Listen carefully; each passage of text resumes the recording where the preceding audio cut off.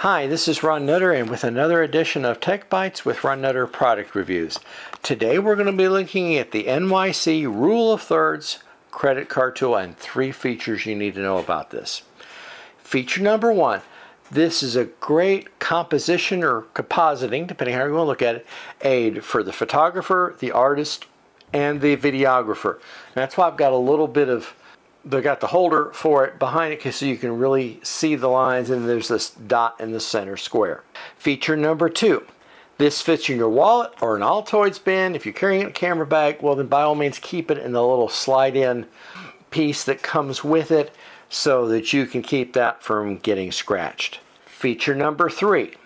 Now this is about a 2 millimeter thickness, so it's nearly unbreakable. I'm not going to say totally unbreakable, but if you take reasonable care of it and protect it as best you can in your camera bag, your video bag, or your supplies, then this will be with you for a long time to come and you'll be very happy with it.